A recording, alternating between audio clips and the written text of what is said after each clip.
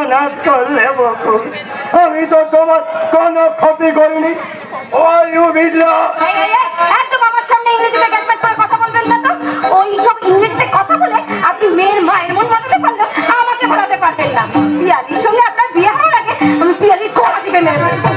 বাঁদরের কালেই মুক্তার মালা করে দিলে ঝোলেনি, আর ঝুলবেও না। হ্যাঁ, স্যার কেন আপনি শুধু শুধু কষ্ট করে চোখের জল নষ্ট করছেন? আমি তো কথা দিলাম পিয়ালির সঙ্গেই আপনার বিয়ে দেবো। মেয়েটাই যখন মিছে, তখন বিয়েটা হবে কেমন করে? হবে হবে, একটু ধৈর্য ধরুন। কালো বেড়াল, প্লেনে ওঠার সময় যখন কালো বেড়াল লেগেছিলাম, তখনই জানতাম আমার মোবাইলে একটা বার্তা ফেল করবে।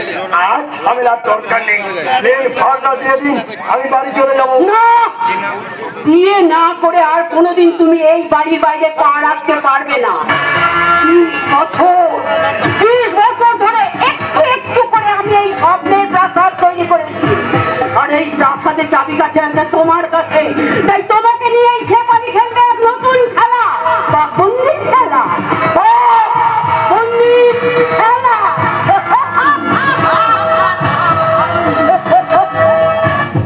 যান স্যার যান, আপনিও গেস্ট হাউসে গিয়ে বিশ্রাম নিন, আমি নিজে যাবো পিয়ালির খুঁজে। দেখে আমার চোখে ধুলো দিয়ে লুকিয়ে থাকে কি করে। ওই মেয়ে ছেলেটার কাছে আমাকে একা রেখে দিও না বাবা। একদম চুপ। দাদা, এই বাড়িতে কোনোদিন আমাকে বাবা বলে ডাকবি না। সেপারে যদি জানতে পারে তুই আমার ছেলে, তাহলে আমাদের দুজনেরই সর্বনাশ হয়ে যাবে।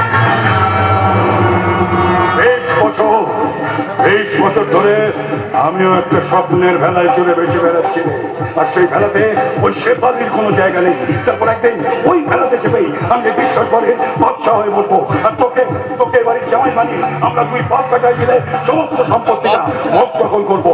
তবেই আমি নর